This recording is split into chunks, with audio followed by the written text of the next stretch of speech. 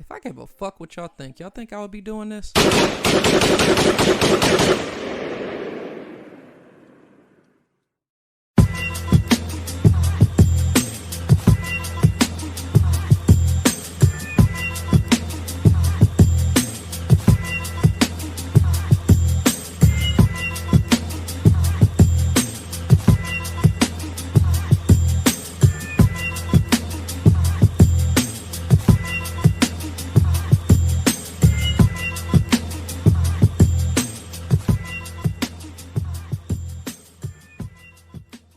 Welcome to the FMFU podcast, the podcast that's from me, for us. Vulgar but true, real and never fake.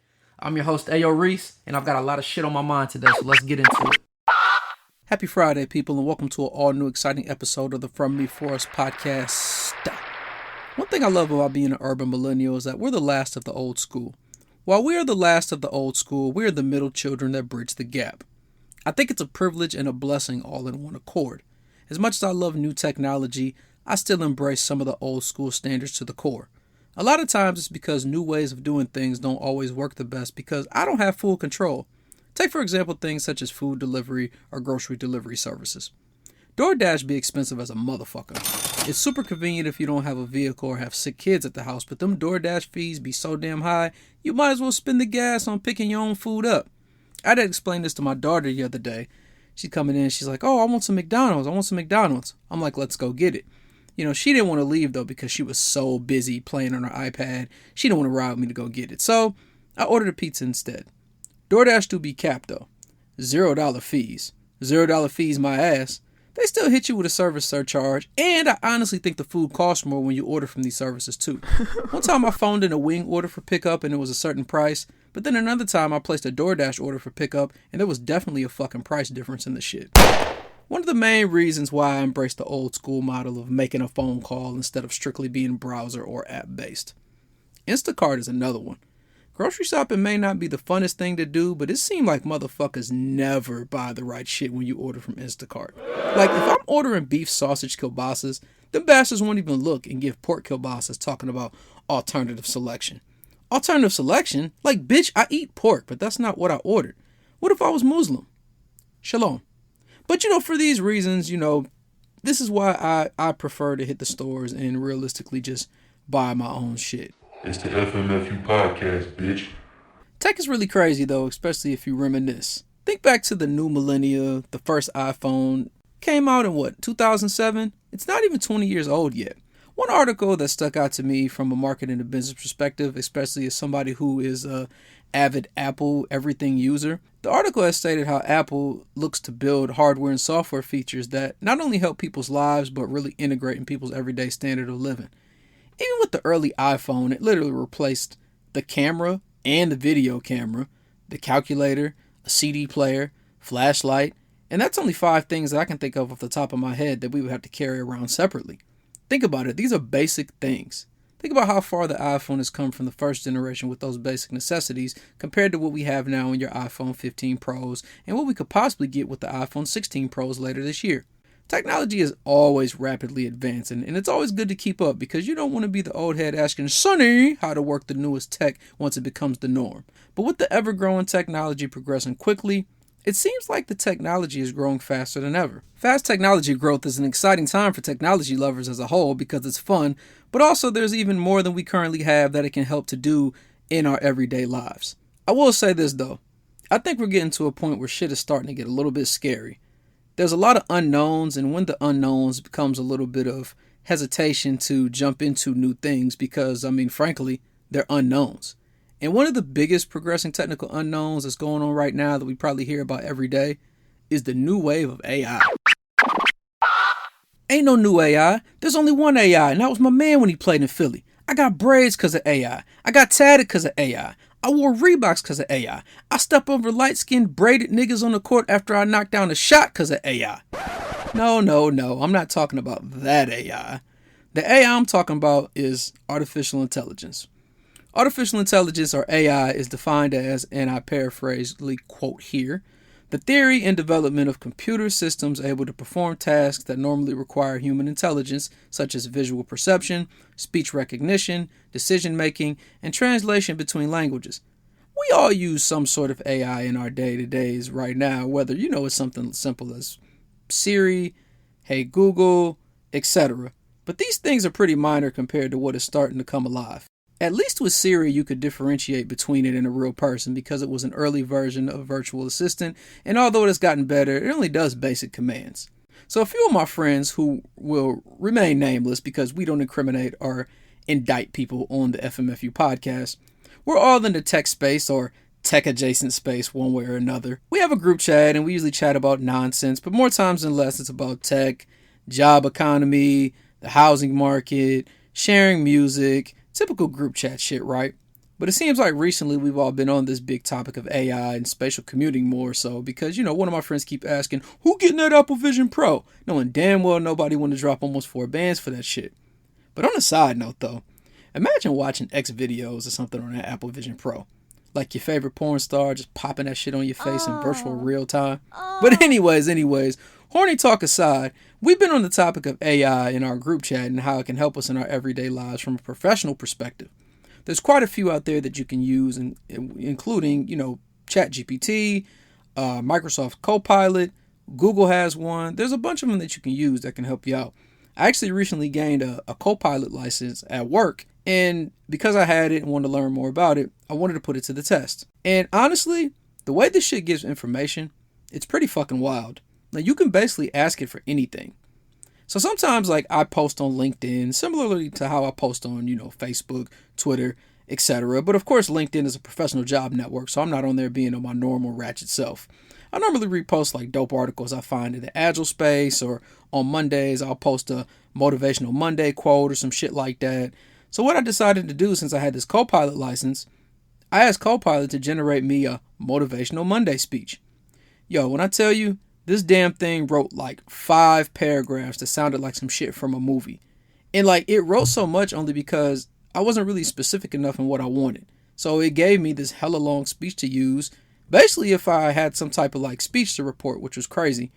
So what I did, for this one time, I took a piece of it because it was so long and I used it for my quote unquote Monday motivational quote for the week. Another feature that I've noticed when using the AI Copilot is that you can use it, you can type something, you can highlight it, and then you can say hey, reword this. And it basically will create a whole new sentence saying the exact same thing that you typed.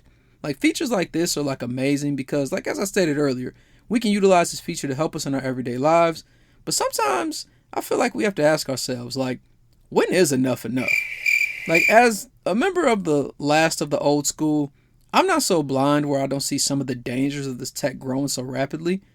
But being in a capitalist country, the first thing I think about is how will this affect our jobs?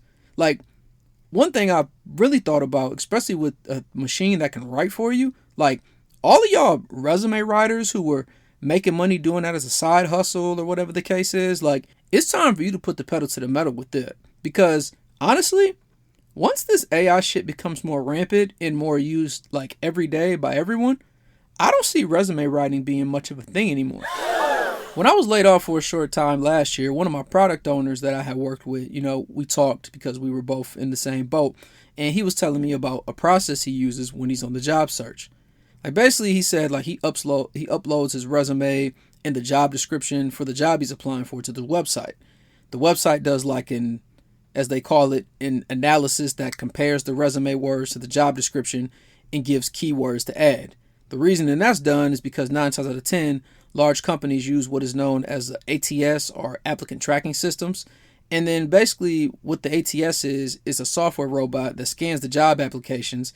And only if the system matches the resume to the job ad, only then will your resume make it into the hands of a human and you get a chance to get some type of interview. So lastly, he says after he uploads the resume and the job description to the site, he says he then uploaded it to ChatGPT to make it sound good and then add in the keywords that's recommended from the website. So me, I'm just damn, this is 2023. This stuff is starting to go rampant. I'm if somebody's already doing this in 2023, can you imagine what is going to be in 2025 or even 2026? Resume writing is really just a small thing if you think about it on a scale, though. Like, it definitely can knock that off, but let's look at something bigger. Did you know that the world's first fully autonomous AI-powered restaurant is actually in Pasadena, California? It's called Cali Express by Flippy. Yeah, like, it's a legit robotic restaurant that makes food. So, to keep it simple, I had like looked up this as I saw this article and wanted to learn more about the restaurant itself. So I'm going to read a quote from their website. This is directly from them. And they say, Cali Express by Flippy serves freshly made Wagyu blend burgers at prices competitive with other premium burgers using standard meat. Uniquely, the grill robot grinds the high-quality beef in real time after the order is placed, resulting in a burger patty that melts in the mouth. Pause. Flippy, the famous robotic fry station, cooks up crispy, hot fries made from top-grade potatoes, always to exact times. Our simple menu has burgers, cheeseburgers, and french fries. For employees, these technologies foster a safer, more straightforward, and more amicable kitchen environment. At the fry station, Flippy introduces revolutionary safety breakthroughs, nearly eliminating slippage and burns, as well as reducing waste in both food and oil. Cali Express by Flippy Kitchen can be efficiently managed by a smaller crew, offering a less stressful atmosphere compared to competing restaurants while ensuring above average wages. One thing I thought about as I read this statement from the restaurant's website was like, I wonder how soon these robots will be implemented in the fast food space, because no one seems to want to work these jobs nowadays. Now, I know Cali Express by Flippy is like its own like independent like franchise or whatever the case is, but when I say fast food restaurants, I'm more so meaning like, you know, your McDonald's, your Wendy's and stuff like that. And yeah, every time I drive past one of those or I step into one of those restaurants, it's always like, now hiring, we're struggling to hire, etc., etc. They just can't fill those jobs. And you're kind of like, damn, people are always talking about they need jobs, they need jobs, they need jobs. I think like the pandemic really fucked things up, you know, on top of social media, really getting to, you know, some younger adults and these kids thinking they're too good to work at fast food spots. They just prefer to, you know, cap for the gram and live off of somebody, you know, a nigga or a chick, or, you know, working on some type of rap career or some fucking business that's just never going to take off. Man, fuck that. I'll be the first to say, my first two jobs were McDonald's and Long John Silver's. Like, our real life started from the bottom. But because of the fact that, you know, no one wanting to work these jobs at these places, you know, the restaurants and these owners, they're going to get creative.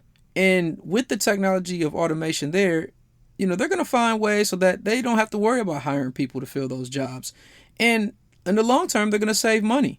I mean, if you really only need, you know, a small amount of people to run Cali Express by Flippy, it's going to be less people you have to pay when it comes to not just wages, but benefits and things like that. And really all they need to do is be able to know how to, you know, man the ship for the quote unquote robot chefs. And they're not going to think it's a big deal because they're getting a higher pay, which higher wages and things like that, I think that really goes into one of my next points, higher wages in automation. It's the FMFU podcast, bitch. I think as much as all of this AI can be scary, more so because of the unknowns and things happening so fast, I think we have to really learn how to really embrace this shit. Technology has always been inevitable, no matter how much we've tried to neglect it or postpone it. Too many things that weren't the norm before are just rapidly becoming the norm today. And instead of shying away from it, we're going to have to learn how it works and how we can integrate it into our daily or professional lives, so when the time does come for all the job changes, etc., we can show our value in knowing how the technology works so they can pay our asses. The Cali Express by Flippy, it's a fine example of that. They need some type of crew to work in the restaurant and kind of man the ship of them robot chefs, because if something goes wrong with the technology, but you know, they're still there to be able to help out if something goes wrong and they're implementing a new feature and everything like that, they'll be part of the small amount of people that will be hired and get those increased wages because of knowing how to troubleshoot the robot chefs or whatever you want to call them, things like that. Like, it even goes back to when, like, I used to work on the railroads. Like, I used to work on the railroad as a supervisor from 2011 to 2016. And I know there was a similar situation, as there was always this big talk on, like, positive train control. And it was basically where, like, usually a railroad crew has two people, the engineer who drives the train and the conductor who basically rides passenger but gets out and helps, like, you know, put the train together on the ground. But this with this positive train control talk, it was basically a situation where like the freight trains would sort of like run itself from destination to destination on, maybe I guess you can sort of say like an autopilot. And the railroad companies would, get to a point of really only needing like one engineer slash conductor to be there to call signals or like be there if there was any type of emergency. And then that would cut down on the need for two-man crews for the road train hauls and would save them a lot of money. But I think with that being so extreme, in the way that the FRA, which the Federal Railroad Administration is, I don't see that shit happening anytime soon. But it is just to say that in 2011, I mean, this shit was talked about then. Like, that was a long time ago, but it really wasn't if you really think of things in retrospect. I mean, even like looking at like Tesla and shit like that. Like, Tesla's been fighting their fight with the NTSB about full self-driving on their vehicles for like a long time. Like, the NTSB ain't really with that shit because of all of the victims or whatever's been happening with the Teslas, like hitting people because they've been driving, autonomously. But I will say on a side note, on the Tesla rant, I do have one thing to say. Like, I feel like anytime these articles come out, I feel like it's a lot of people commenting on it, that really don't even know like how the vehicles work. And I will just say, like, if you ain't really driven one or know how it works, you probably shouldn't really comment on the articles that are on Twitter and Instagram. Like, most of them, they're clickbait that just get you hype over the headlines when you're not really reading the fine print of the article itself. Like, even when they say, well, Tesla had a recall, it's not really like a recall where like your gas pedal doesn't work or something like that. It doesn't have to be sent in for service. Like, it's really one of those things. There might like, oh, we need to make the letters on the screen bigger or something like that. Something that the National Safety Board will say like, hey, you need to fix this. So then you'll get like a software update over the air, like similar to how you get it like on your iPhone. With the articles, as far as like someone got killed by a Tesla using full self-driving feature, 9 times out of 10 when you read that shit, that's because this motherfucker probably bought a steering wheel weight from Amazon that mimics like him or her hand being on the wheel to disable the prompts. Because if you put on like an autopilot feature, your hand's supposed to be on the wheel at all times and you're supposed to slightly turn like every few seconds. The screen will prompt you to do that. And if you don't, it'll cut off your feature for the duration of your drive because you're lacking the awareness and it thinks you're probably on some bullshit. And if you ain't paying attention, what you gonna do? Potentially hurt somebody. There's plenty of safety features on the vehicle that prevent these incidents from happening, but the stupid drivers who cut the corners, they're gonna be the ones who cause the unfortunate death. So I just had to say, the more you know. But anyways, this is the prime example of myself being a vehicle owner, embracing the technology and staying up to date with, the newest tech, which, makes transitions easier because you just never know. Things might change on every car one day to be somewhat similar. Like when I knew I was about to get a new car, like I pretty much knew everything I needed to know when I picked up my car because knowledge is power, right? Shit, your man Tyler Perry, he been staying knowledgeable and keeping his eye on his AI shit. That man halted an $800 million studio expansion right here in Atlanta due to the capabilities of OpenAI Sora. And if you don't know what Sora is basically a text-to-video model. It can generate videos like up to, I think, a minute long. And like the shit looks crazy. You can just text it something and it can create a video for you. Like this shit ain't even out yet and it's got billionaires halting studio expansions due to the potential it could be. The positives you could look at is that like content creators on YouTube, they can make like professional looking videos by just, entering text. But the negative is that it's got effects on others because, an $800 million expansion for a studio would have created a lot of fucking jobs. But it's really just kind of crazy if you think about it. But even with the understandings and me explaining all this, knowing the info I know and trying to be in the know with the new technology and things like that, it's still pretty damn sad at times, man. Like maybe this is my middle child / last of the old school alarm ringing, but it really makes me wonder how things would have been growing up before all of this because even as much as we try to limit ourselves, we're all ultimately caught up in the technology web. Parties and clubbing isn't even the same anymore because of social media. Chicks don't twerk no more. Like when was the last time you went out and got a real twerk that wasn't from a stripper? Like as an urban millennial, we're probably one of the last eras to go through college without Instagram because that shit didn't release until 2011 and I was already done at that point. I also think about how does it affect our thinking? Ask yourself, how many phone numbers do you have memorized today compared to how many you had memorized prior to having a phone? As AI gets more regular, I truly believe it's going to make us stupider because it's going to slow development and critical thinking skills. These kids already don't have any common sense. they're not going to want to do anything manually because of all the tools. We've already gotten rid of cursive. I mean, will grammar even fucking matter anymore because AI will just generate everything for us? Spell check is one thing, but if a computer can type anything for us, I'm sure the kids will say, who cares knowing what an objective or an adverb is? I got AI. I mean, how will this help with the creatives? I mean, is it even authentic if you tell the system what to say for you?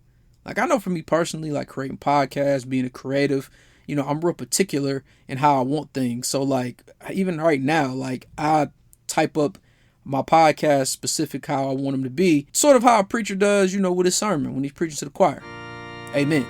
Like, yeah, AI could provide me with information and help me like an assistant, but it can't take my brain and curate it how I want it to be curated for these podcast episodes for entertainment purposes. And at this current point in life, it's hard enough to tell what is real or fake anymore. But with the way ChatGPT, Copilot, and Sora are progressing, we're never going to know. We already have the slow basement class people mixed in with the regular and advanced class crowds on social media. It's going to be tough in the future to truly tell who is who and who really knows what. Scary hours. I've been the biggest Marvel fan since forever, with Spider-Man being one of my favorite superheroes of all time. I liked him as a youngin' because not only was he a kid like me, but he was smart, nerdy. But when he put that mask on, he was able to get in his bag of wittiness, beat ass, and talk mad shit while doing it. He also got the hose. Spider-Man was even one of my top superheroes because, he didn't have a cape, which at the time I thought that was fly because, sometimes it's cool to be different. I've been reading a book recently called The MCU, The Reign of Marvel Studios, and I guess I can't honestly say recently because I haven't picked it up in a minute because I've been busy as shit, but whatever, fuck you. But when I was reading that book, and as far as I did get, it's interesting to hear like all of the old stories of how like the Marvel comics became, how they were broke, had to sell off most of their movie rights. A lot of us know this story, but for those who don't know, Marvel doesn't own the rights to Spider-Man because a Spider-Man movie deal was made around the year 2000 between Marvel and Sony Pictures.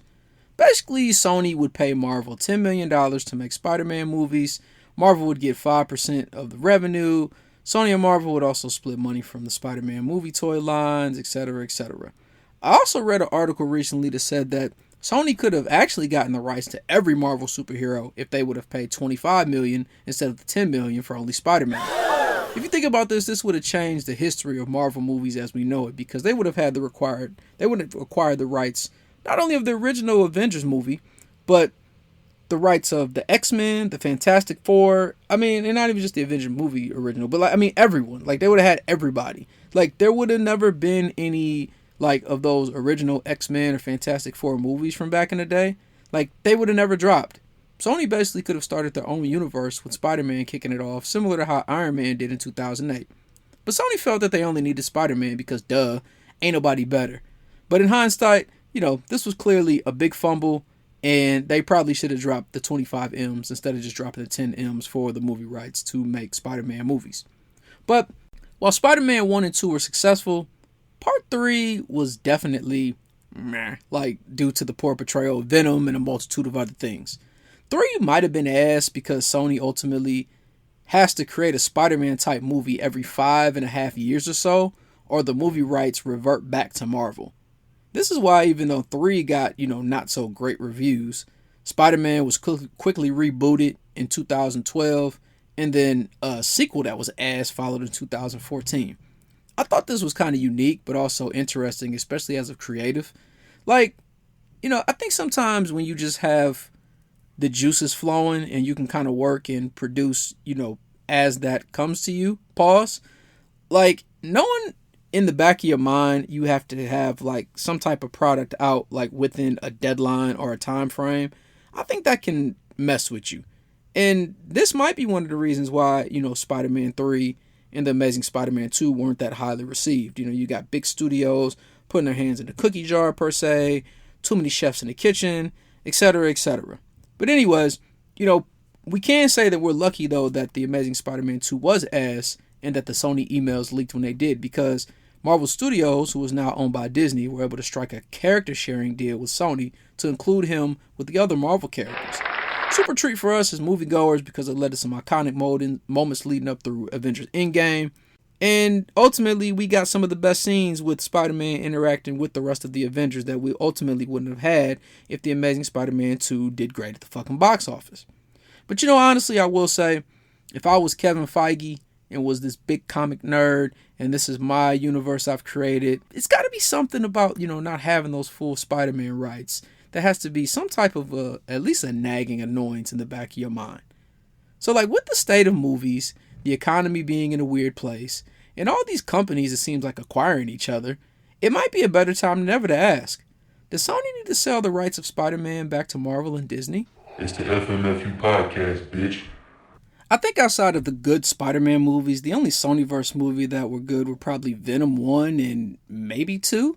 Anything else has been ass. Like Mobius, ass. Madam Web, the reviews are saying that it's ass. I mean, even the actresses are clowning that shit. I'll probably give it a shot on one of the websites that I have, but it has not had the most ravishing reviews. They've even said that they plan for a Black Cat movie, which honestly at this point, if any of these don't include Spider-Man, I feel like they're going to at least halfway be ass. And I think as a consumer, honestly, if we think about it, we really don't give a fuck about who owns what rights as long as we're getting good cinema, and having your superheroes being able to team up has really just been a game changer since 2012. With the way the MCU has transgressed since 2008, including, a Spider-Man team up with the Avengers, it just seems like a Sonyverse will just never be what Sony wants it to be in comparison. But honestly, if I'm really thinking about this shit, and this is going to be a big bitch rant here, Sony might not be as far as we used to think, because I'm going to tell you this. Marvel, or the MCU, or Disney by parent, or whatever the fuck you want to call them, has fallen the fuck off. As the biggest obsessor of the MCU, I have no choice but to admit there are some chinks in the armor now. Major chinks. The MCU had an unprecedented run of flawlessness, and that shit is over. And I think this shit occurred, due to a few things. An oversaturation of content, the COVID-19 pandemic, and real life unfortunate events. Let's start with the saturation COVID combo. So back in, before COVID, Marvel announced they were going to release, Disney Plus series that would live in the same world as the MCU movies, etc., etc. When I first heard this sounded like a great fucking idea because, again, at the time, Marvel didn't miss. But the problem with that is that with these fucking series, I feel like these niggas been missing. WandaVision came out the gate, and I thought that shit was fire. It was probably one of the ones that I didn't think I was going to enjoy as much as I did, but I actually did. It was different. And I think also because it was okay, she went through so much and just came back. What's actually happening after the blip? This is the first time that we're going to spring forward since Thanos was defeated. So it was great. I'm okay, they're still on fire. They're going to still do their thing. But man, let me tell you, after that, they dropped the Falcon and the Winter Soldier. Man, that shit was meh. Loki season 1. It was cool, but it really didn't move us forward in the story. It was still more some retelling of a past Loki, but different. It was cool, and it kind of set up some things, but it just was okay. Loki was low key boring. Hawkeye and Moon Knight were both just decent. Miss Marvel was alright, and She-Hulk was She-Hulk. And honestly, outside of the movies, the shows, I should say, being not up to par, I think it's just going to be way too much to keep up with to really connect all the dots. And a majority of it now isn't even worth the ride. It just really isn't. I used to rewatch shit all the time. These series will probably never get watched again by me. But it's not just the series though. The movies ain't any fucking different.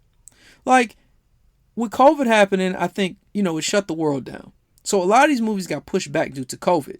And I think because of this created a little bit of overlap with the new Disney Plus series that were greenlit. And I think it just really fucked up some of the storytelling. Outside of Shang-Chi and Spider-Man No Way Home, Phase 4, I think that's what we'd be deeming it, has been super Black Widow was just way out of his element. The events took place after Captain America's Civil War. That shit dropped in 2016. Or was it 15? Doesn't matter. Why the fuck do we care about this when we already dealt with the emotional toll of losing Natasha in Endgame? I would like to have seen her story before, and like now you're just doing shit different that just is stupid. Like Eternals was meh. Like it just was whatever.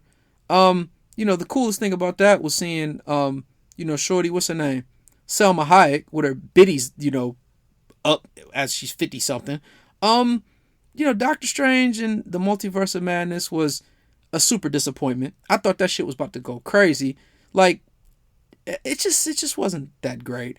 Thor: Love and Thunder, I literally fell asleep on that during the movie theater. I don't even really remember what happened at the end. And Black Panther: Wakanda Forever, the only thing memorable about that movie was the Rihanna song at the end that I felt really wasn't her bag. But at this point, RIP to Chadwick. Like, I fucking cried when you passed away. But, like, don't make another Black Panther unless you recast Black Panther. Like, Shuri ain't gonna carry the franchise. But, Black Panther: Wakanda Forever is what ended Phase 4. So, of course, I'm thinking, okay, with all the COVID, the tragedy, etc., Phase 4 is maybe like we're trying to find ourselves phase. We know where we want to get to, but this is like our first crack at it. We had a big seismic event happen with the end of Phase 3, and we defeated the big bad. We're picking up the pieces. Let's figure out what we're gonna do and move on into Phase 5 now that we're kind of showing everybody already picking up the pieces, etc., etc. So I'm thinking, okay, you know what? I'm gonna give you that grace. It's been 10 plus years. We're just now seeing some chinks. It's been some things that's been out of your control. Let's go ahead and give you another shot, and let's look forward to Phase 5. Phase 5 ain't been that good so far. Like, Ant-Man and the Wasp, Quantumania was something I felt was going to kick things off well. But even prior to that, it kind of threw me off, because I'm just like, why would the new big bad be in an Ant-Man movie of a brand new phase? Like, not just the fact that he was going to be in it, but the fact that, like, he was supposed to be, like, the main bad guy. I'm like, okay, maybe they can twist it some type of way and make it end a certain way. Like, I don't know. I was excited and hoping. But it just wasn't really sitting right with me going into the movie theater. Like I said, again, I know this was only a variant of Kang, but the possibility of them just beating him just didn't sit well. Like, what made Thanos so lit was that, like, his first, like, fighting introduction scene was him beating the fuck out the Hulk. Like, it set the stage for, like, oh shit, like, this nigga's legit. Like, he fucked that nigga up. Like, how can I take Kang as legit when he get beat by Ant-Man? Like, I can't take this nigga serious. Like, I don't give a fuck if it's a variant or not. Like, the variant is you, nigga. Like, you got beat by these niggas? Come on, man. Guardians 3. Everybody said they loved it. It was just okay. I just wasn't that in love with it. I just felt like they pieced it together to just say peace to the Guardians. It just wasn't that good. Just like the Marvels was cool. The box office showed you that it didn't make that much money. I thought it was okay, but it was just alright. It was just okay. So, like, from Phase 4 to going into Phase 5, like, Marvel, you just disappointing me right now. Like, the only thing that's gonna maybe resuscitate this shit is Deadpool and the Wolverine. And at that point, I don't even know if Thunderbolts is gonna be that lit at the end of the year. But man, maybe Deadpool can give us some hope. But I think at this point, I think I know things will never be the same. Because, even out of all of these new movies, I will say, I've only watched all of them, like, one time. I think, actually, I take that back. I watched Doctor Strange twice. But that's because I wanted to see the graphics on Disney Plus with the new TV and stuff. And it was still just okay. But it wasn't what I guess I thought it was going to be.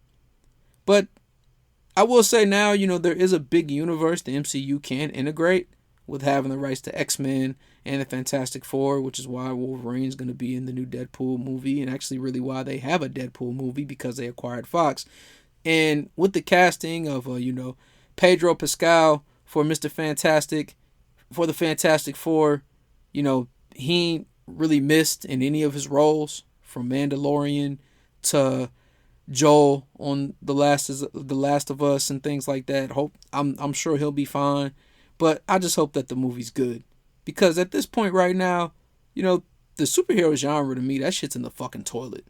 So to answer the question that originally I prompted was if Sony should sell the rights back to Disney, I'm not quite sure anymore. In 2019, I would say, fuck yeah, man. I want them Disney to have all this shit so everybody can, be together and, jump in each other's movies and whoop-de-whoop-de-whoop. And I mean, they pretty much have everyone except the Spider-Verse. But honestly, I don't know if they've got the juice anymore to make the shit happen. I will say this on the flip side. Like, I'm really looking forward to seeing if DC can finally create a proper DC universe now that James Gunn, the director of the Guardians, is at the helm. The next movie that's supposed to kick things off for this new universe is Superman. And I'm hoping they do right by it, by not just that movie, but really just the universe in general, where they put all the solo movies out first and then create the team up. Like, that was so fucking stupid how they did that before. Like, maybe now not feeling the pressure to kind of catch up to Marvel, and make their, Justice League catch up to the Avengers and things like that.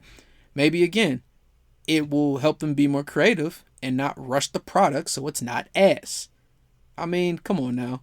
We just said that earlier. It can fuck with the creative juices, right? But I will say, although Superman is dropping next year, I'm hoping it's going to be fire to kick off a new DCU.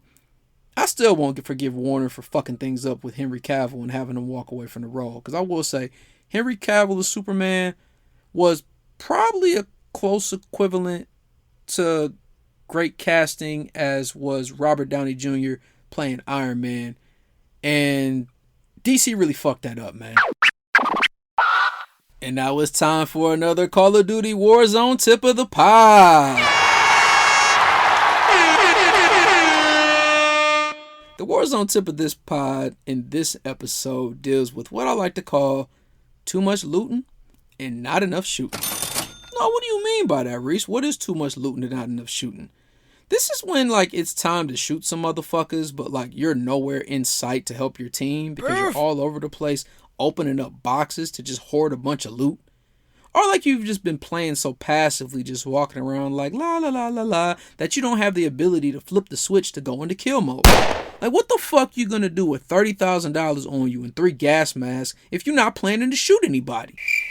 That kind of goes into my relationship with the buy stations. I have a love-hate relationship with buy stations because, sure you need them, but at times they can be very distracting to players if you're not paying attention. Yeah, of course, we want to buy our loadouts, we want to buy our kill streaks, get our UAVs to see where niggas at. UAV! All that shit. But, what about those times where you're not aware of your surroundings and you're just not really fucking paying attention? You're sitting too close on the buy, you're not using it, and a team pushes you to buy something, they see you, and they murder you quick as fuck because you're just totally out of position. Also, another thing with the buy stations. Why when there's a fire sale, let's just take this primary example, right? And if you don't play Warzone, you're probably going to be like, what the fuck is he talking about? But fuck you. Let's say we do 3 or 4 contracts, right? Let's just say we've got I don't know. Let's say 30,000. That's a good example. One person has $30,000, right? Let's just say that. And then let's say there's a fire sale. And a fire sale, of course, if you know really what a fire sale is, that means we're selling off everything. Everything must go. But in the game, of course, it just means discounted items. So let's say we have a buy station that's out of circle. Fire sale hits. You have 30,000, and you're just spending all the money just to buy shit. Why are you doing that? Why are you buying 9 kill streaks when you can't hold all of them, and you leave them on the ground, knowing that the gas is gonna move in 30 seconds? It's just gonna chew them up. Why waste the money? You could have probably used some of that money maybe later if you could have made a play to maybe buy one of your teammates back, or maybe buy a UAV or something to give somebody some comms, or buy some shit that's going to help somebody later. Why the fuck you buying 9 kill streaks and not everybody can hold them because they probably got their own shit and their own money and buying shit, and you just going to leave them on the fucking ground to get ate up? It makes no fucking sense. Also, speaking of buy stations, y'all niggas with the pinging. I talked about this a little bit last time, but y'all don't be using that fucking TAC map. I can't stand it when you're like, oh, we need to go to a buy station. Which one? The one right near you, but it'd be 2 near me. Nigga, which one? Hit the fucking pad on your PlayStation controller or your whatever. Open that motherfucking map up and ping that motherfucking buy station we need to go to. Don't just be sitting here saying we need to go to this one and talking about right here and shit. Ping the motherfucking buy station. At the end of the day, there should be a healthy mix of looting and a healthy deal of shooting. Quit spending all your time looking for motherfuckers and looting and shit, when really the goal of the game is to ultimately be the last team standing. And to do that, you gotta shoot some motherfuckers.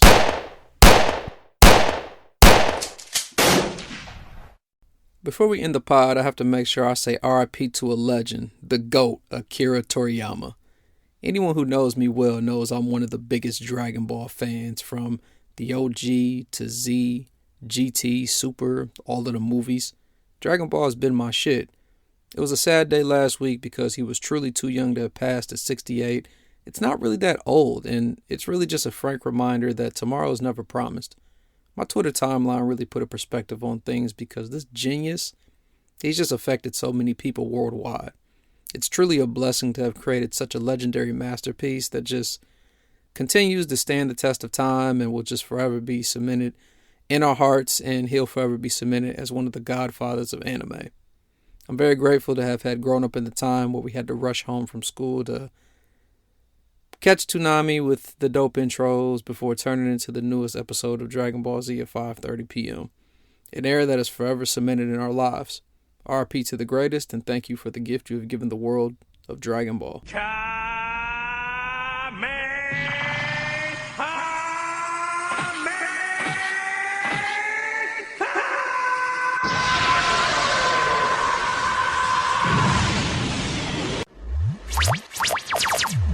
Thanks for listening to the FMFU podcast. Follow me on Facebook at FMFU Experience. I'm also on Twitter, Instagram, TikTok, and YouTube at FMFU_experience.